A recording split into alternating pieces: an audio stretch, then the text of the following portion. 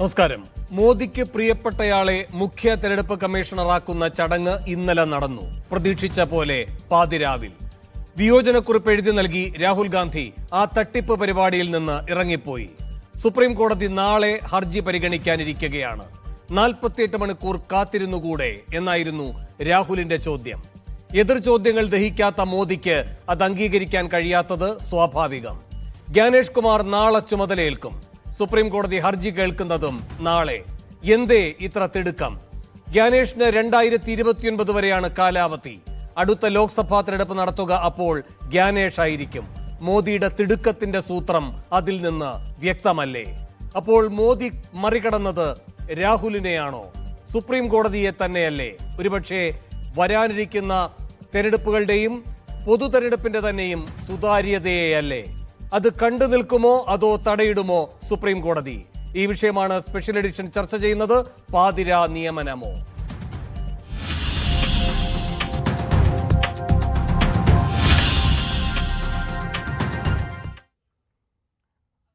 ഈ വിഷയത്തിൽ പ്രതികരിക്കാൻ ലോക്സഭാ മുൻ സെക്രട്ടറി ജനറൽ PDT ആചാരി തത്സമയം ചേരുന്നു.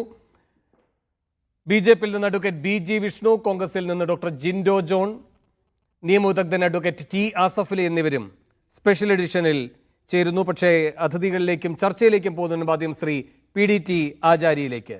ശ്രീ ആചാരി, നാളെ സുപ്രീം കോടതി ഈ തെരഞ്ഞെടുപ്പ് കമ്മീഷൻ നിയമനവുമായി ബന്ധപ്പെട്ട കാര്യങ്ങൾ, ചീഫ് ജസ്റ്റിസിനെ അതിൽ നിന്ന് ഒഴിവാക്കിയ സർക്കാരിൻ്റെ നിയമനിർമ്മാണത്തെ ചോദ്യം ചെയ്തുള്ള ഹർജി, ഇതൊക്കെ പരിഗണിക്കാനിരിക്കെ തിടുക്കപ്പെട്ട് ഇങ്ങനൊരു പാതിരാ നിയമനം നടത്തിയതിനെ താങ്കൾ എങ്ങനെയാണ് വിലയിരുത്തുന്നത്?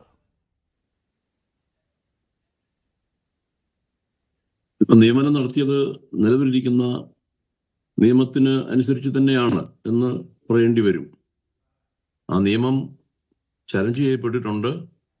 എന്നിരുന്നാലും അത് സുപ്രീം കോടതി അതിന് മേൽ വാദമൊന്നും കേൾത്തിട്ടില്ല. നാളെ അത് ആരംഭിക്കുന്നു എന്നുള്ളതേ ഉള്ളൂ.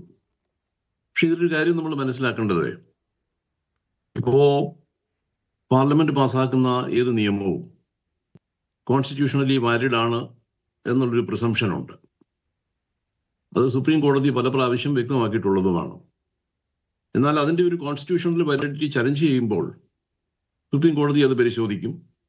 പക്ഷെ പരിശോധിക്കുന്നതിന് മുമ്പ് അല്ലെങ്കിൽ പരിശോധിക്കുന്ന സമയത്ത് അത് സ്റ്റേ ചെയ്യാറില്ല.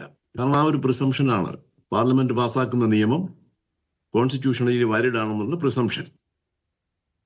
പക്ഷേ ആ നിയമം പരിശോധിച്ച് അത് കോൺസ്റ്റിറ്റ്യൂഷണലി വാലിഡ് അല്ലെങ്കിൽ അത് റദ്ദാക്കും സുപ്രീം കോടതി. റദ്ദാക്കിയാൽ അത് അനുസരിച്ചുള്ള നടപടികൾ എടുത്തിട്ടുള്ളതെല്ലാം റദ്ദായി പോകും.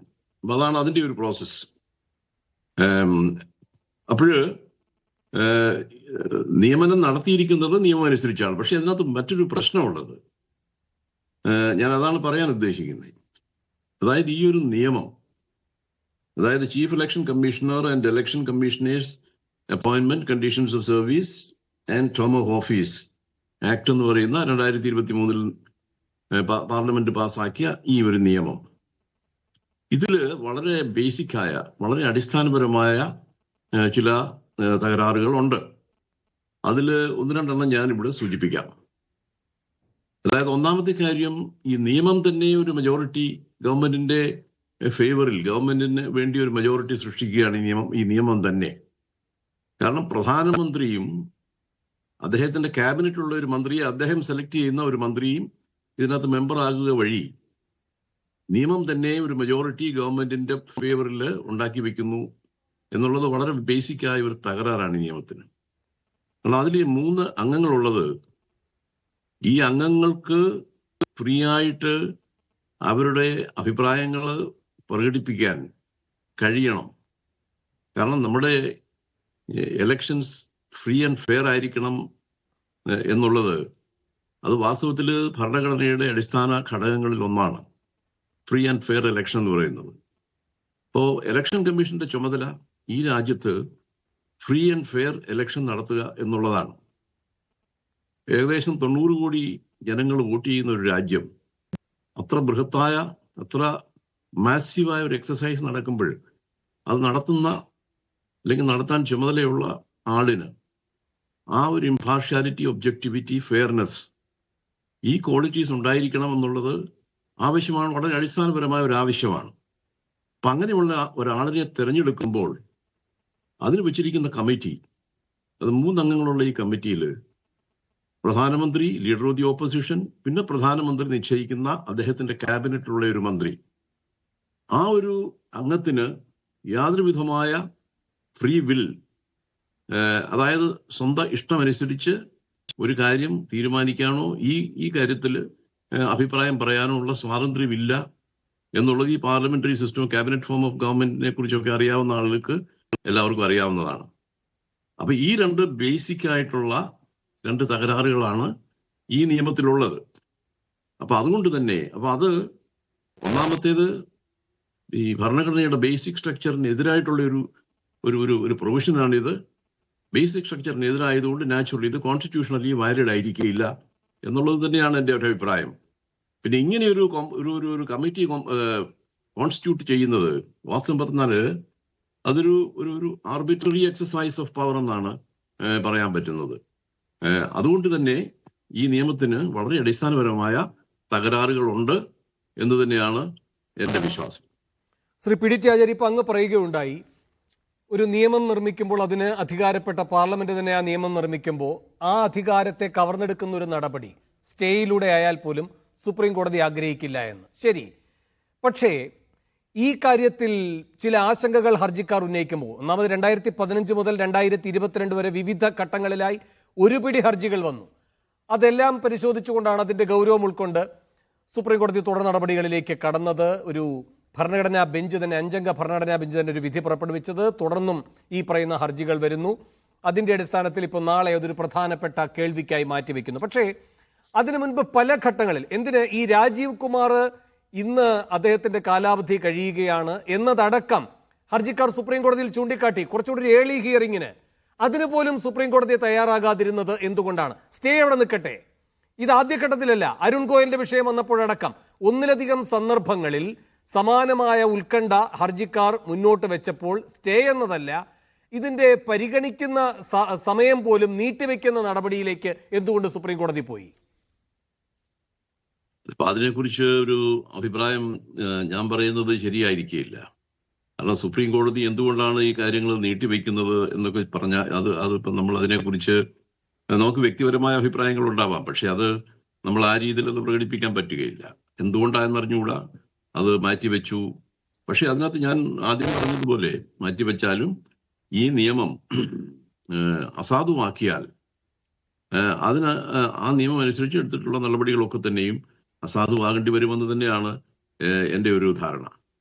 അത് ശരിയാണ് എന്ന് മാത്രമല്ല, ഇന്നിപ്പോൾ ഡൽഹി ഇന്ത്യൻ എക്സ്പ്രസ്സിലെ ഇതുമായി ബന്ധപ്പെട്ടൊരു വാർത്തയിൽ ആ ഭാഗം തന്നെ പറയുന്നുണ്ട്. However the supreme court assured the petitioners that consequences of the court's decision on the validity of the new act would apply even if appointments were made in the interim period. അപ്പോൾ നാളെ ജ്ഞാനേഷ് കുമാർ ഇരിക്കുന്ന കസേരയുടെയും ഉറപ്പ് വരാനിരിക്കുന്ന കോടതി വിധിയെ അടിസ്ഥാനപ്പെടുത്തി തന്നെയാണ്, അതിന് വിധേയപ്പെട്ട് തന്നെ ആയിരിക്കുമെന്ന് സുപ്രീം കോടതി സൂചിപ്പിച്ചു കഴിഞ്ഞിട്ടുണ്ട്. പക്ഷെ അപ്പോഴും ശ്രീ പി ടി ആചാര്യ, അപ്പോഴും ഒരു ഭരണഘടനാ ബെഞ്ചിന്റെ വിധിയാണ്. അങ്ങ് ആദ്യം പറഞ്ഞ ഭാഗം അങ്ങനെ തന്നെ അംഗീകരിക്കുന്നു. പാർലമെന്റ് ഒരു നിയമം പാസ്സാക്കുന്നു, സുപ്രീം കോടതി ഉടനെ തന്നെ അത് ഇല്ലാതാക്കിക്കൂടാ, സ്റ്റേ ചെയ്തുകൂടാ എന്നൊക്കെ പറയുമ്പോഴും ഒരു ഭരണഘടനാ ബെഞ്ചിന്റെ വിധിയുടെ സത്ത ഉൾക്കൊള്ളുന്നതാകണമല്ലോ നിയമം. അത് തന്നെ പ്രഥമ ദൃഷ്ട്യാ കോടതിയുടെ പരിശോധനയിൽ പരിഗണിക്കപ്പെടേണ്ടതല്ലേ?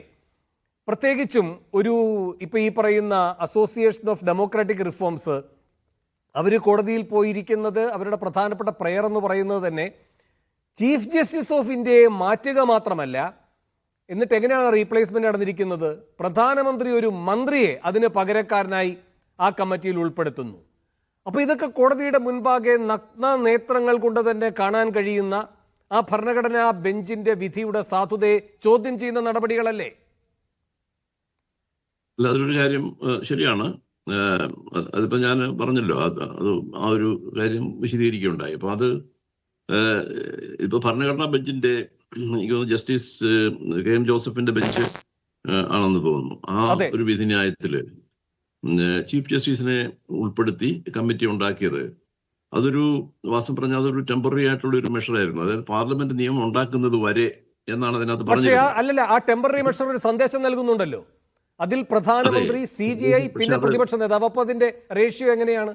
അതായത് സർക്കാരിന് ഏകപക്ഷീയമായി കാര്യങ്ങൾ തീരുമാനിക്കാൻ കഴിയില്ല എന്നതാണല്ലോ ആ വിധിയുടെ സത്ത.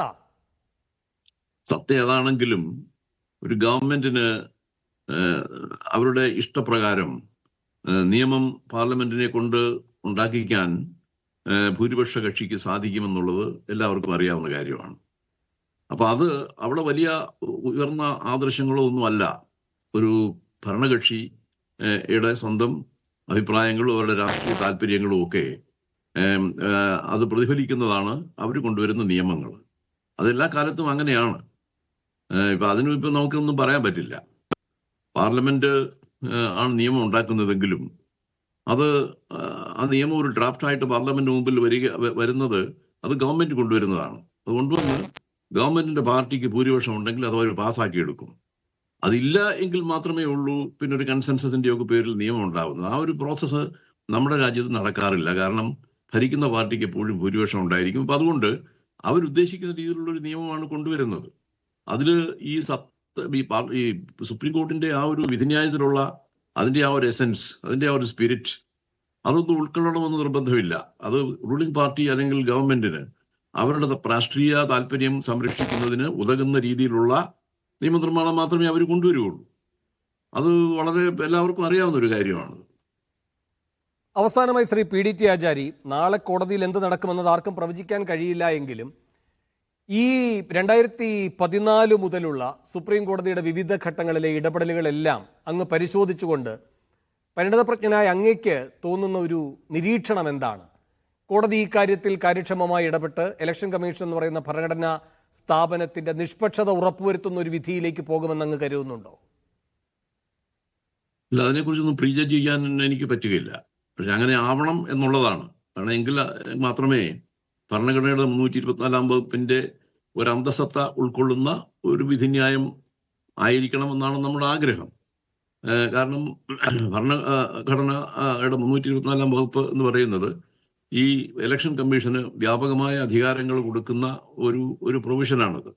അപ്പൊ അതിനെക്കുറിച്ചൊക്കെ ധാരാളം വിധിന്യായങ്ങൾ സുപ്രീം കോടതിയുടെ ഉണ്ടായിട്ടുണ്ട്. ജസ്റ്റിസ് കൃഷ്ണയ്യർ പറയുന്നത് റിസർവോയർ ഓഫ് പവേഴ്സ് എന്നാണ് പറയുന്നത് ഈ 324 കുറിച്ച്. അപ്പൊ അത്രയും അധികാരങ്ങൾ നിക്ഷിപ്തമായിരിക്കുന്ന ഒരു കോൺസ്റ്റിറ്റ്യൂഷണൽ ബോഡിയാണ് ഇലക്ഷൻ കമ്മീഷൻ എന്ന് പറയുന്നത്. അപ്പൊ ഇലക്ഷൻ കമ്മീഷന്റെ ചുമതലയുള്ള അതിന്റെ ഏറ്റവും മുകളിലുള്ള ആള് ചീഫ് ഇലക്ഷൻ കമ്മീഷണറെ മറ്റു കമ്മീഷണർമാരെ നിയമിക്കുന്ന ഒരു പ്രോസസ് എന്ന് പറയുമ്പോഴും ഇതെല്ലാം ഉൾക്കൊണ്ടിട്ട് വേണം അത് ചെയ്യാൻ. അപ്പൊ നിയമം ഉണ്ടാക്കുമ്പോൾ തന്നെ അത് ശ്രദ്ധിക്കേണ്ടതായിരുന്നു. പക്ഷെ അൺഫോർച്ചുനേറ്റ്ലി പാർലമെന്റ് ആ രീതിയിലല്ല നിയമം ഉണ്ടാക്കിയത്. അത് ഞാൻ ആദ്യം പറഞ്ഞതുപോലെ അതൊരു ഭരണവർഗത്തിന്റെ പ്രത്യേകമായ താല്പര്യങ്ങളും ഇഷ്ടങ്ങളും ഒക്കെ അനുസരിച്ചുള്ള ഒരു നിയമമാണ് ഉണ്ടാക്കി വെച്ചിരിക്കുന്നത്. ഇതിൽ തീർച്ചയായിട്ടും ഇതിൽ വളരെ അടിസ്ഥാനപരമായ പിശകുകൾ ഈ നിയമത്തിലുണ്ട് എന്നുള്ളത് ഞാൻ ആദ്യമേ പറഞ്ഞു. അപ്പൊ അത് സുപ്രീം കോടതി തീർച്ചയായിട്ടും പരിഗണിക്കും എന്നാണ് എൻ്റെ വിശ്വാസം. കാരണം ബേസിക് സ്ട്രക്ചറിന്റെ ഒരു വയലേഷൻ ഇതിനകത്തുണ്ട്, ആർബിട്രറിനെസ് ഉണ്ട്, ആർട്ടിക്കിൾ 14 ഒരു വയലേഷൻ ഉണ്ട്, അങ്ങനെ പല കാര്യങ്ങളും ഉണ്ട് അതിൽ. അപ്പൊ അതൊക്കെ സുപ്രീം കോടതി തീർച്ചയായിട്ടും പരിഗണിച്ച് അതിന്റെ അടിസ്ഥാനത്തിൽ ഒരു തീരുമാനം ഉണ്ടാകും എന്ന് തന്നെയാണ് എൻ്റെ വിശ്വാസം. വളരെയധികം നന്ദി ശ്രീ PDT ആചാരി ഈ ചർച്ചയിൽ പങ്കെടുത്തതിന്, താങ്കളുടെ പ്രതികരണം പങ്കുവച്ചതിന്.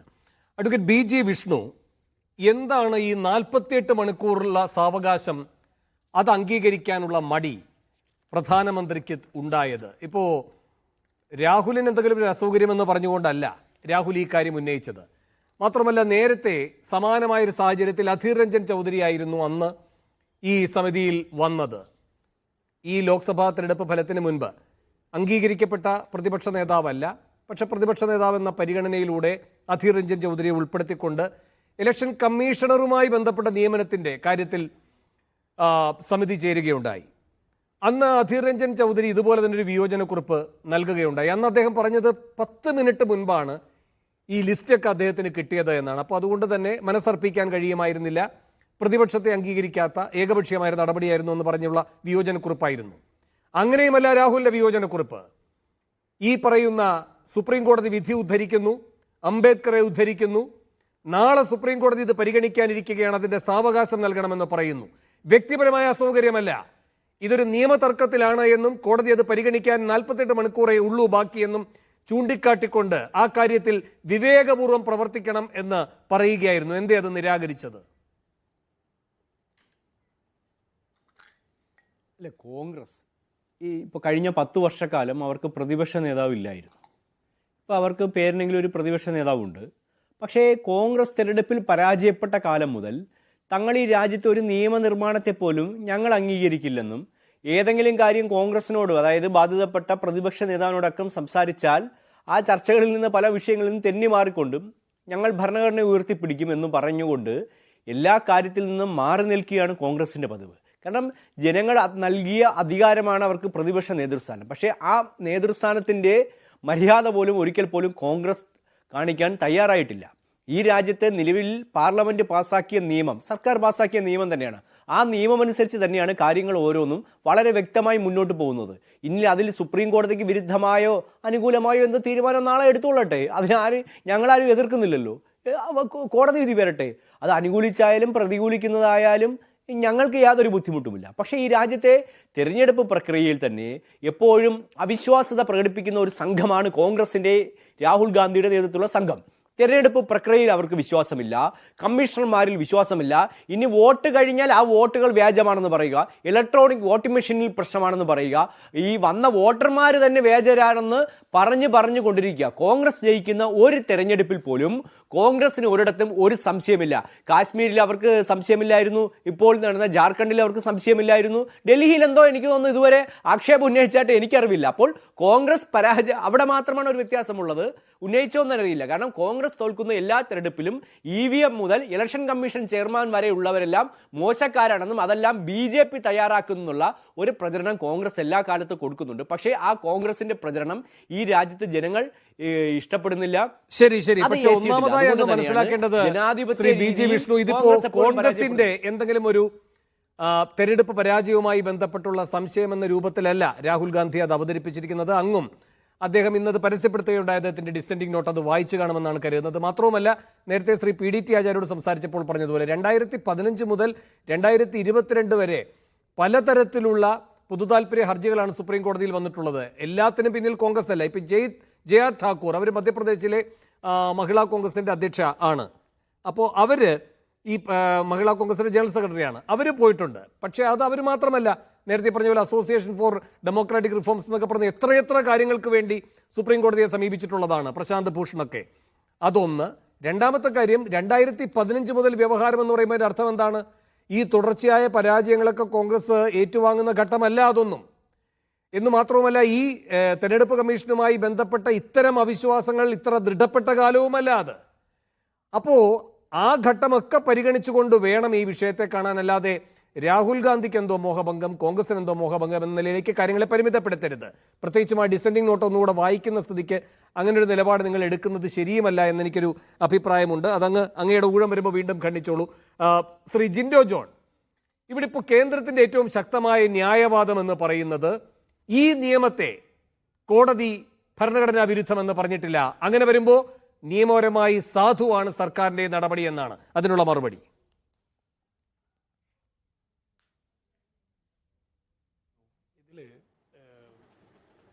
ഈ സർക്കാർ അധികാരത്തിൽ വന്നതിന് ശേഷം, അതായത് ഈ സർക്കാർ എന്ന് പറഞ്ഞാൽ നരേന്ദ്രമോദി ഇന്ത്യയുടെ പ്രധാനമന്ത്രി ആയതിനു ശേഷം മുഴുവൻ പരിപാടികളും പാതിരാത്രിയിലാണ്. ഈ രാജ്യത്തെ കേന്ദ്ര ഗവൺമെന്റിലെ ക്യാബിനറ്റ് മന്ത്രിമാർ പോലും അറിയാതെ പെട്ടെന്നൊരു രാത്രി പ്രധാനമന്ത്രി നോട്ട് നിരോധിക്കുന്നതടക്കം ഈ രാജ്യത്തെ പല തീരുമാനങ്ങളും അത്തരത്തിലാണ് എടുത്തിട്ടുള്ളത്. ഇപ്പൊ ഇവിടെ വിഷ്ണു പറഞ്ഞൊരു കാര്യമുണ്ട്, ഇവരല്ല നോട്ട് നിരോധനം പാതിരാത്രിയിലല്ല പ്രഖ്യാപിക്കുന്നത്, ഏതാണ്ട് ഒരു 8 മണിക്കൊക്കെ ശേഷമാണ്. ജിൻഡോ പോട്ടെ. അല്ല, ഞാൻ ചോദിക്കട്ടെ, എന്തിനാ ഈ രാത്രി പ്രഖ്യാപിക്കുന്നത്? നാട്ടുകാരെ ആരെ അറിയിക്കാതെ പെട്ടെന്നൊരു മന്ത്രിമാരെ പോലും അറിയിക്കാതെ പ്രഖ്യാപിക്കുന്നത് രാത്രിയാണല്ലോ.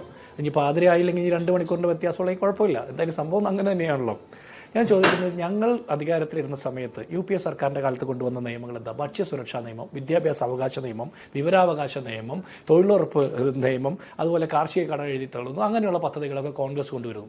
BJP അധികാരത്തിൽ വന്ന 11 വർഷക്കാലം കൊണ്ടുവന്ന എന്തൊക്കെയാ? കാശ്മീരിൻ്റെ പദവി എടുത്തു കളയുന്നു, മുത്തലാഖ് നിയമം കൊണ്ടുവരുന്നു, പൗരത്വ നിയമം കൊണ്ടുവരുന്നു, യൂണിഫോം സിവിൽ കോഡ് കൊണ്ടുവരാൻ നോക്കുന്നു, നോട്ട് നിരോധിക്കുന്നു, വഖഫ് ബില്ലിൽ അമെൻമെന്റ് കൊണ്ടുവരുന്നു. ഈ നാട്ടിലെ സാധാരണ മനുഷ്യരുടെ നിത്യനിദാനമായ പ്രശ്നങ്ങൾ അഡ്രസ്സ് ചെയ്യുന്ന ഒരു നിയമവും ഇവർ കൊണ്ടുവരുന്നില്ല. ഇവർ കൊണ്ടുവരുന്ന നിയമങ്ങൾക്കൊക്കെ കൃത്യമായിട്ട് ചില ലക്ഷ്യങ്ങളുണ്ട്. അത് മതസാമുദായിക ധ്രുവീകരണത്തിലൂടെ അധികാരത്തിൽ തുടർച്ചയായിട്ട് വരാൻ വേണ്ടിയിട്ടുള്ള ശ്രമങ്ങളാണ്, വർഗീയ ലക്ഷ്യങ്ങളാണെന്നുള്ളതാണ് ഞങ്ങൾ എതിർക്കുന്നത്. അത് അവിടെ നിർത്തുകയാണ്. ബി ജി വിഷ്ണു പറഞ്ഞ ആരോപണം നിർത്തുകയാണ്. ഇനി EVM-നെ ഞങ്ങൾ സംശയം ഉന്നയിക്കുന്നുള്ളൊരു പോയിന്റ് താങ്കൾ പറഞ്ഞു. EVM-നെ ഞങ്ങൾ സംശയം ഉന്നയിക്കുന്നത് ഞങ്ങൾ മാത്രമല്ല. നിങ്ങളോടൊപ്പം കഴിഞ്ഞ മഹാരാഷ്ട്ര തെരഞ്ഞെടുപ്പിൽ സഖ്യകക്ഷിയായിട്ട് മത്സരിച്ച മഹാരാഷ്ട്ര നവനിർമ്മാണ സേനയുടെ രാജ് താക്കറെയും പറഞ്ഞിട്ടുണ്ട്, അദ്ദേഹത്തിന്റെ വായ ആദ്യം പോയി അടപ്പിക്കുക, അദ്ദേഹത്തെ ആദ്യം പറഞ്ഞ് മനസ്സിലാക്കുക, എന്നിട്ട് കോൺഗ്രസിനെ പേടിപ്പിക്കാൻ വരിക. ഇനി അടുത്തത് ഇലക്ഷൻ തരപ്പിൻ്റെ ഡൗട്ട് മാത്രമല്ല ഇവിടെ പ്രശ്നം.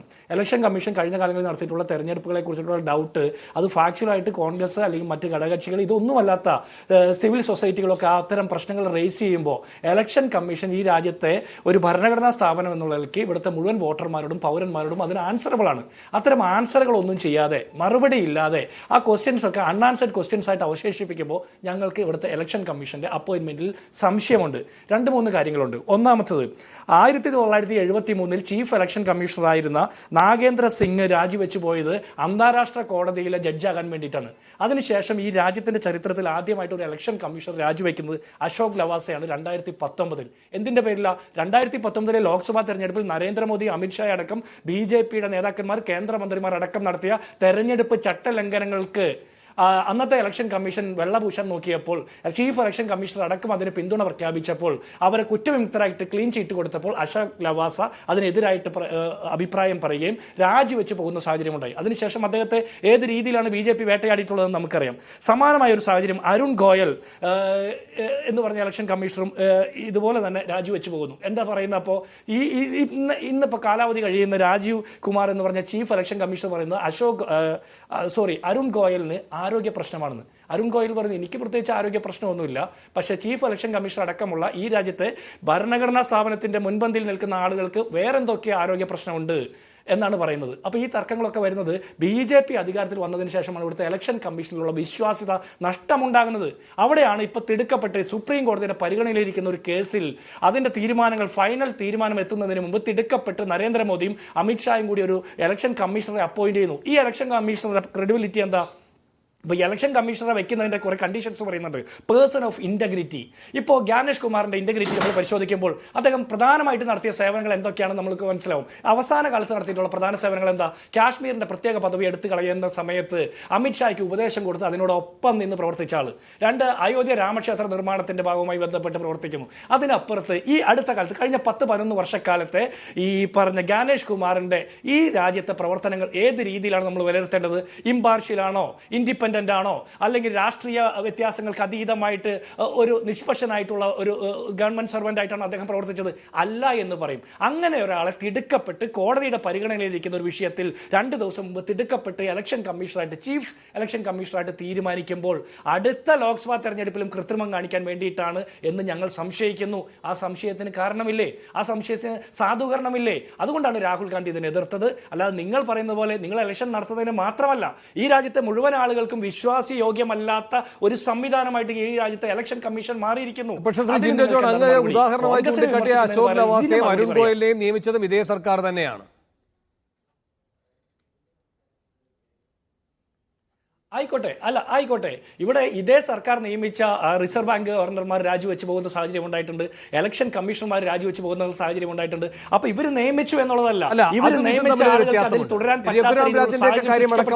പറയുന്നതെങ്കിൽ ശരി, അതിനൊരു ശരിയുണ്ട്. പക്ഷേ ഈ താരതമ്യം തെറ്റാണ്. കാരണം അശോക് ലവാസ അങ്ങ് പറഞ്ഞ പോലെ വേട്ടയാടപ്പെട്ടു. അദ്ദേഹത്തിന്റെ ഭാര്യയുടെ സ്ഥാപനങ്ങളുമായി ബന്ധപ്പെട്ട IT റെയ്ഡ് ഉണ്ടായി. മകന്റെ സ്വകാര്യ സ്ഥാപനത്തിലാണെങ്കിലും ജോലി നഷ്ടപ്പെടുന്ന സാഹചര്യമുണ്ടായി. ലവാസയ്ക്ക് രാജിവെക്കാൻ നിർബന്ധിതമാകുന്ന അവസ്ഥയുണ്ടായി ആ ഡിസെൻഡിങ് നോട്ടിന്റെ പേരിൽ. പക്ഷേ ലവാസ ഇപ്പോൾ എവിടെയാണ്?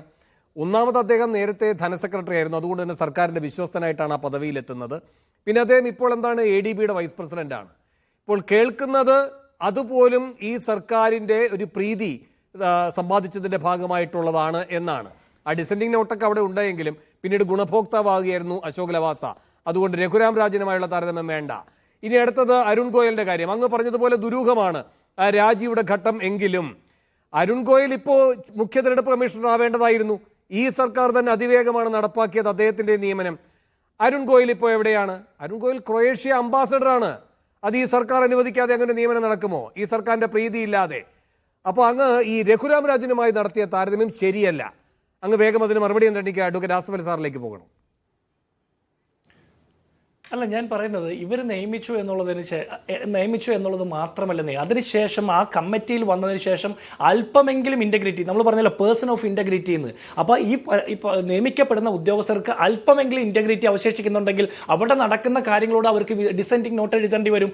അങ്ങനെ അഭിപ്രായ വ്യത്യാസത്തിന്റെ പേരിൽ ഇവരൊക്കെ പുറത്തേക്ക് പോകുന്ന സാഹചര്യം ഉണ്ടാകുന്നത്. അതിനുശേഷം അവരെ സെറ്റിൽ ചെയ്തിട്ടുണ്ടോ എന്നുള്ളത് മറ്റൊരു കാര്യം. പക്ഷെ അവർ ആ കമ്മിറ്റിയിൽ ഇരുന്ന സമയത്ത് എങ്ങനെയാണ് സർക്കാരുമായിട്ട് കൊമ്പ് കോർക്കേണ്ട സാഹചര്യം ഉണ്ടായത്? എങ്ങനെയാണ് അവർക്ക് പുറത്തേക്ക് ഒരു ഘട്ടത്തിൽ പ്രകടമാകുകയും മറ്റൊരു ഘട്ടത്തിൽ ശോഷിക്കുന്നതുമല്ല?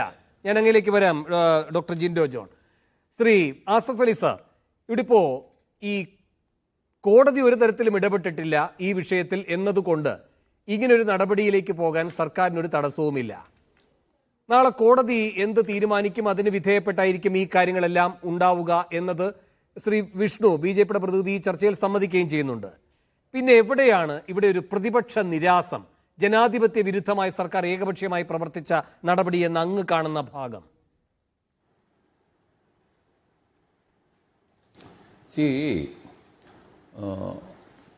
സ്വാതന്ത്ര്യം നേടി ഭരണഘടന നിലവിൽ വന്നതിന് ശേഷം വളരെ വലിയൊരു കാലയളവ് കേന്ദ്ര ഇലക്ഷൻ കമ്മീഷനെ നിയമിച്ചിട്ടുണ്ടായിരുന്നത് പ്രധാനമന്ത്രിയുടെ ഉപദേശമനുസരിച്ച് രാഷ്ട്രപതി നിയമിക്കാറാണ് പതിവ്, എത്രയോ കാലങ്ങളോളം.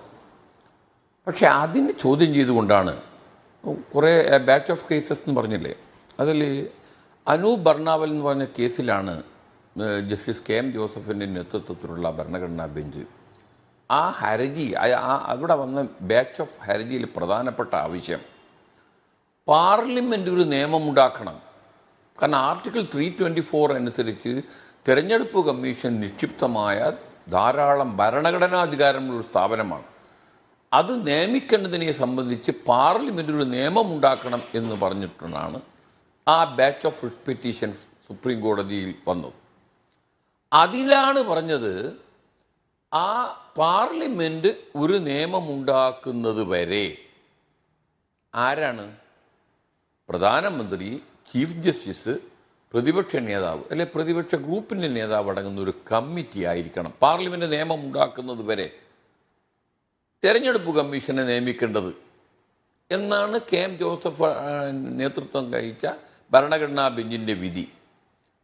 ആ ബെഞ്ചിൻ്റെ വിധിയുടെ ടോട്ടൽ സ്പിരിറ്റിനെതിരായിട്ടാണ് പിന്നീട് ചീഫ് ജസ്റ്റിസിനെ മാറ്റി പ്രധാനമന്ത്രിയും അല്ലെങ്കിൽ പ്രധാനമന്ത്രി പറയുന്ന ഒരു മന്ത്രിയും, അത് അമിത്ഷായായി പേരിന് പ്രതിപക്ഷ നേതാവിനെയും വെച്ചത്. അപ്പോൾ നേരത്തെ ഇവിടെ ചർച്ചയിൽ പങ്കെടുത്ത പാനലിസ്റ്റ് പറഞ്ഞ ഒരു കാര്യം, പാർലമെൻറ്റ് നിയമം പാസ്സാക്കിയാൽ അത് പാർലമെൻറ്റിൻ്റെ പ്രൊറോഗേറ്റീവാണ്. പാർലമെൻറ്റിന് എന്ത് നിയമം പാസ്സാക്കാൻ പറ്റുമോ? ഇതിന് സമാനമായ ഒരു നിയമമല്ലേ നമ്മളെ national judicial appointment commission. BJP പ്രതിനിധീകരിച്ച എൻ്റെ ബഹുമാന്യ സുഹൃത്ത് പറഞ്ഞു കോൺഗ്രസ് ഇതിനെല്ലാം എതിരാണ്. നാഷണൽ ജുഡീഷ്യൽ അപ്പോയിൻറ്റ്മെൻറ്റ് കമ്മീഷൻ്റെ ഘടന ഈ അമിത്ഷയും മോഡിയും പ്രതിപക്ഷ നേതാവും അടങ്ങുന്ന കമ്മിറ്റിയുടെ ഘടനയല്ല. ചീഫ് ജസ്റ്റിസ്, സുപ്രീം കോടതിയിലെ 2 സീനിയർ ജഡ്ജിമാർ, ലോ മിനിസ്റ്റർ, പിന്നെ 2 എമിനന്റ് പേഴ്സൺസ്, അവരെ നിയമിക്കാം പ്രധാനമന്ത്രിയും ചീഫ് ജസ്റ്റിസും പ്രതിപക്ഷ നേതാവും അടങ്ങിയൊരു കമ്മിറ്റി. ആ ബില്ല് 99-ാം ഭരണഘടനാ ഭേദഗതി ബില്ല് പാസ്സാക്കിയത് പാർലമെന്റ് ഐക്യകണ്ഠേനയായിരുന്നു. ഭരണകക്ഷിയും BJPയും കോൺഗ്രസും ഇടതുപക്ഷവും എല്ലാം ഐക്യകണ്ഠേന ആ ബില്ലിന് ശരിവെച്ചു. മാത്രമല്ല, ഒരു ജുഡീഷ്യൽ നിയമനവുമായി ബന്ധപ്പെട്ട ഭരണഘടനാ ഭേദഗതി ആയതുകൊണ്ട് തന്നെ 99-ാം ഭരണഘടനാ ഭേദഗതി രാജ്യത്തെ പകുതി അസംബ്ലികൾ അത് ശരിവെക്കണം. അത് 20ഓളം അസംബ്ലികൾ ശരിവെച്ചു. ആ ഒരു നാഷണൽ ജുഡീഷ്യൽ അപ്പോയിൻറ്റ്മെൻറ്റ് കമ്മീഷൻ നിയമമാണ്, ഭരണഘടനാ ഭേദഗതിയാണ് സുപ്രീം കോടതി അസാധുവായി പ്രഖ്യാപിച്ചത്. അപ്പൊ ആ നാഷണൽ ജുഡീഷ്യൽ അപ്പോയിൻറ്റ്മെന്റ് കമ്മീഷന്റെ ഘടന നോക്കിയാൽ ചീഫ് ജസ്റ്റിസ് ആണ്, 2 സീനിയർ സുപ്രീം കോടതി ജഡ്ജിമാരാണ്, എമിനന്റ് പേഴ്സൺസ് ആണ്. എമിനന്റ് പേഴ്സൺസിനെ നിയമിക്കുന്നതിൽ തന്നെ ചീഫ് ജസ്റ്റിസിന്റെ പങ്കാളിത്തമുണ്ട്. പക്ഷേ ഇവിടെ വെച്ചിരിക്കുന്ന ഈ 3 അംഗ സമിതി, ചൗധരി, പ്രതിപക്ഷ നേതാവായിരുന്ന ചൗധരി പറഞ്ഞില്ലേ, ഈ പ്രപ്പോസൽ അദ്ദേഹത്തെ അറിയിച്ചത് യോഗം ചേരുന്നതിന്റെ 10 മിനിറ്റ് മുമ്പാണ്. തെരഞ്ഞെടുപ്പ് കമ്മീഷൻ എന്ന് പറയുന്നത് ജുഡീഷ്യറിയെ പോലെ നിഷ്പക്ഷമായിരിക്കണം, യാതൊരു സംശയവുമില്ല. ഒരു ഭരണഘടനാ സ്ഥാപനം എന്ന നിലയിൽ തെരഞ്ഞെടുപ്പ് കമ്മീഷനെതിരായിട്ടാണ് ഈ അടുത്ത കാലത്ത് വന്നിരിക്കുന്ന ഒരുപാട് പരാതികൾ. മഹാരാഷ്ട്ര തെരഞ്ഞെടുപ്പിൽ എന്താണ് ഉണ്ടായത്? 73 നിയോജക മണ്ഡലങ്ങളിൽ മെഷീൻ റെക്കോർഡ് ചെയ്ത വോട്ടും പോൾഡ് വോട്ടും തമ്മിലുള്ള വ്യത്യാസത്തെക്കുറിച്ച് തെരഞ്ഞെടുപ്പ് കമ്മീഷന് മറുപടി പറയാൻ കഴിയില്ല. 22 നിയോജക മണ്ഡലത്തിൽ പോൾഡ് വോട്ടിനേക്കാൾ കൂടുതലാണ് അവിടെ ഉണ്ടാക്കിയിരിക്കുന്ന കണക്ക്. മാത്രമല്ല 6 മണിക്ക് ശേഷം, പോളിംഗ് കഴിഞ്ഞതിന് ശേഷം 6 മണിക്ക് ശേഷം 75,000 വോട്ട് ചെയ്യാൻ വേണ്ടി 75 ലക്ഷം, അതാണ് ബോംബെ ഹൈക്കോടതിയിൽ പെൻഡിംഗ് ഉള്ള ഹർജിയിൽ ആരോപണമാണ് ഞാൻ പറയുന്നത്. അപ്പൊ ഇത്രയും ഗുരുതരമായ ആരോപണങ്ങൾ തെരഞ്ഞെടുപ്പ് കമ്മീഷന് വരുന്നപ്പോൾ കേന്ദ്രത്തിലെ ഭരണകക്ഷിയുടെ ചട്ടുകമായി പ്രവർത്തിക്കുന്ന ഒരു സ്ഥാപനമായി ഈ ഭരണഘടനാ സ്ഥാപനത്തെ മാറ്റാൻ കേന്ദ്രത്തിലെ മോഡിയും അമിത്ഷായും കാണിക്കുന്ന ധൃതിയാണ്, ഒരു അൺഹോളി ഹേസ്റ്റ് ആണ് ഇന്നത്തെ തെരഞ്ഞെടുപ്പ് കമ്മീഷന്റെ നിയമനത്തിൽ നമുക്ക് കാണാൻ കഴിഞ്ഞത്. അതൊരു ബോണഫൈഡി ആയിട്ടുള്ള ഹേസ്റ്റ് അല്ല, അതൊരു മാലഫൈഡി ആയിട്ടുള്ള ഉദ്ദേശം വെച്ചുകൊണ്ട് മാത്രമാണ്. അതുകൊണ്ട് തന്നെയാണ് പറയുന്നത് ഇത് സുപ്രീം കോടതിയുടെ വിധിയുടെ സ്പിരിറ്റിനെ എല്ലാ അർത്ഥത്തിലും ലംഘിക്കുന്നതാണ്. എന്തേ നിങ്ങൾക്ക് ചീഫ് ജസ്റ്റിസിനെ ആ പാനലിൽ നിന്ന് മാറ്റാൻ കാരണം? അമിത്ഷയും മോഡിയും എന്ന് പറഞ്ഞാൽ അങ്ങനെയാണെങ്കിൽ ഈ സുപ്രീം കോടതിയിലെ റിട്ടിന്റെ ആവശ്യമില്ലല്ലോ. പ്രധാനമന്ത്രിയുടെ നിർദ്ദേശപ്രകാരം രാഷ്ട്രപതി തെരഞ്ഞെടുപ്പ് കമ്മീഷനെ വെക്കുന്ന രീതിയെയല്ലേ ഈ പബ്ലിക് ഇൻട്രസ്റ്റ് ലിറ്റിഗേഷനിൽ സുപ്രീം കോടതി ചാലഞ്ച് ചെയ്തത്? ആ രീതിയുടെ മറ്റൊരു അതിനേക്കാളും വേസ്റ്റായ ഒരു രീതിയല്ലേ പ്രധാനമന്ത്രിയും മോഡിയും അമിത്ഷായും കൂടി ഒരു തെരഞ്ഞെടുപ്പ് കമ്മീഷനെ വെക്കുന്നതിന് തുല്യമല്ലേ ഇന്നുണ്ടായ സംഭവം? അപ്പം എന്താണോ സുപ്രീം കോടതി ഉദ്ദേശിച്ചത്, എന്താണോ നാഷണൽ ജുഡീഷ്യൽ അപ്പോയിന്റ്മെന്റ് കമ്മീഷൻ ഭരണഘടനാ വിരുദ്ധമാണെന്ന് സുപ്രീം കോടതി പ്രഖ്യാപിച്ചത്, അത് തന്നെയാണ് 99-ാം ഭരണഘടനാ ഭേദഗതിക്കുണ്ടായ അതേ അവസ്ഥ തന്നെയായിരിക്കും ഈ തെരഞ്ഞെടുപ്പ് കമ്മീഷനെ നിയമിക്കുവാനുള്ള പാർലമെന്റ് പാസ്സാക്കിയാൽ ഐ ഡോണ്ട് തിങ്ക് ഒരു പ്രിസംപ്ഷൻ ഇല്ല. കാരണം നമ്മുടെ രാജ്യം ഒരു മെജോറിറ്റേറിയൻ രാജ്യമല്ല, ഒരു മെജോറിറ്റേറിയൻ ഡെമോക്രസി അല്ല നമ്മളത്. ഡ്യൂ പ്രോസസ്സാണ് നമ്മുടെ ഭരണഘടനയിൽ ഇല്ല. അത് അമേരിക്കൻ ഭരണഘടനയിലാണ് ഡ്യൂ പ്രോസസ്. ഉണ്ടാക്കുന്ന നിയമം it should be fair and dew process എന്നാണ് പറഞ്ഞിരിക്കുന്നത്. നിരവധി നിയമങ്ങൾ, ഏറ്റവും നല്ല ഉദാഹരണമാണ് 99-ാം ഭരണഘടനാ ഭേദഗതി. പ്രതിപക്ഷവും ഭരണകക്ഷിയും എല്ലാവരും ശരിവെച്ചിട്ടും സുപ്രീം കോടതി അത് വലിച്ചെറിഞ്ഞു, ഭരണഘടന വിരുദ്ധമാണെന്ന് പ്രഖ്യാപിച്ചു. മാത്രമല്ല തെരഞ്ഞെടുപ്പ് കമ്മീഷൻ ഈ അടുത്ത് നടത്തിയിരിക്കുന്ന കണ്ടക്ട് ഓഫ് ഇലക്ഷൻ റൂൾസിലെ ചില ഭേദഗതികൾ അത് വളരെ ഭരണഘടനാ വിരുദ്ധമാണ്. ഒരു പൗരന് തെരഞ്ഞെടുപ്പ് സംബന്ധിച്ചിട്ടുള്ള അറിയാനുള്ള അവകാശത്തിന്റെ ലംഘനമാണ്. എന്നാണ് പോളിംഗ് കഴിഞ്ഞാൽ 17C എന്ന് പറയുന്ന ഒരു ഫോം കൊടുക്കേണ്ടതില്ല എന്നാണ് എഴുതി വെച്ചിരിക്കുന്നത്.